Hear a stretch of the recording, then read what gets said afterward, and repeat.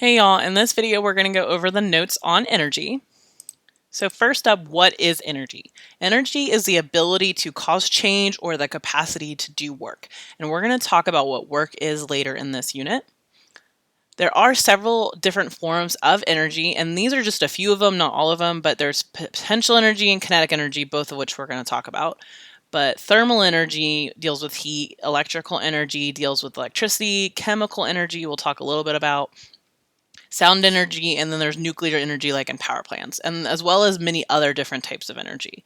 But the unit for energy for all types is called a joule. It's written Joule, and it's abbreviated with a capital J, right? So let's talk first about kinetic energy. It's going to be one of the few types of energy we actually really deal with for our class. But kinetic energy is the energy a moving object has because of its motion. So it depends on the mass of the object and the speed or the velocity that the object's going at. So the heavier it is, the more kinetic energy it'll have, and the faster it's going, the more kinetic energy it has.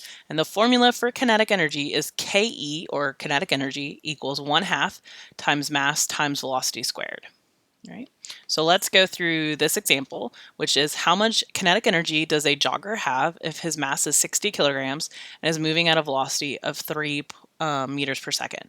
So we're going to take our formula, we're going to plug in 60 for our mass because that's given to us, and we're going to plug in our velocity of 3 because is given to us, and we're going to square that 3.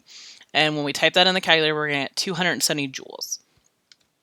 The only mistakes I typically see students make here is that they don't square the velocity. That's a common mistake they make, or they'll square this entire thing and not just the velocity, and make sure you only want to square the velocity, right? But that's really the only few mistakes that I ever see. Most people do pretty well with this formula. The next type of energy is potential energy, and there's a few different types of potential energy. We're mostly going to focus on in this class on the last one, but just to give you a couple of the other types of potential energy, I just wanted to go over those. So the first type is elastic potential energy. It's stored energy by something that can stretch or compress, such as a rubber band or a spring. If you think about like a stretching rubber band, the further out you stretch it, the harder it's going to snap back. Or if you're slingshot, the farther you stretch it back, the farther you're pulling back, you're putting it in it, like the ammo is going to fly. The second type is chemical potential energy, is energy stored in chemical bonds such as food or gasoline. So like your body's going to take that food, break down the chemical bonds in it, and use it and convert it into other types of energy to keep you alive. So most of what you learned in part of chemistry last year dealing with chemical bonds was actually dealing with chemical potential energy. Right. And then the last type, which we're mostly going to focus on for physics, is gravitational potential energy, which is energy stored by objects due to their position above the Earth's surface. So it's going to depend on the mass and the height above the ground. So the heavier it is, the more it's going to have, and the higher off the ground it is, the more it's going to have. So technically an example would be anything that's off the ground, but just to give you something to write down, an item on the top of a bookshelf. So if you've got books or a TV on a bookshelf or something like that, it's going to have gravitational potential energy. Right. So the formula for gravitational potential energy is potential energy equals mass times acceleration due to gravity times height, or MGH to abbreviate. This PE here, you'll also see it abbreviated as GPE. I've been lately trying to drop the G off of it and just use PE, but you might see it in places as GPE, but it's the same thing, right? All right, so for the example, how much potential energy does a 50 kilogram object have when it's 4.2 meters above the ground? So we're going to take our formula. We're going to plug in 50 for the mass because it's 50 kilograms. And then for G, we're going to plug in 9.8, which you're going to do every single time in this formula.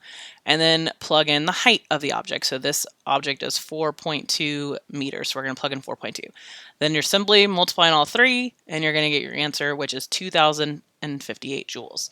So this formula is really easy. It's very straightforward. I typically do not see students make mistakes using this formula because it's just multiplying three numbers. So I think you guys will find this pretty easy to do. All right. The next thing we're going to talk about is the law of conservation of energy, which is very similar to the law of conservation of mass that hopefully you learned in chemistry. But this law simply states that energy cannot be created or destroyed. It is simply changed from one type of energy to another type of energy, but the total amount of energy is never going to change. Now, there is a formula that goes with this law, which is written here. It looks very long and very scary, but it's simply the initial energy it has, which is why these I's are here to stand for initial, is equal to the final energy it has, which is why there's F's in this part. So this formula right here, mgh, is the potential energy formula. So it's how much potential energy did this object initially have, plus the initial kinetic energy, because that's the kinetic energy formula. And then that's equal to how much the final potential energy is, and then plus the final kinetic energy is. Now, we're not going to do an example of this formula just yet. We're going to save it and come back to it later in the unit. Test-wise, we're probably only going to have like one question using this formula. We're really not going to deal with it too much. We're going to focus on some other stuff. But I just wanted to show it to you, introduce it to you, and we'll come back to it. Right? And then the last thing is mechanical energy, which is the total amount of potential and kinetic energy in a system. And it can be given, the formula for it can be expressed as mechanical energy equals your potential plus your kinetic, or abbreviated ME equals PE plus KE. So it's the energy an object is going to have based on how high off the ground it is and how fast it's going. So we're going to use this formula when we deal with some roller coaster problems coming up in the unit. We're not going to do an example right now of it, but we'll come back to it again later. Like the other formula, we'll come back to this one as well. But again, I just wanted to introduce it to you. So, all right, let me know if you guys have any questions.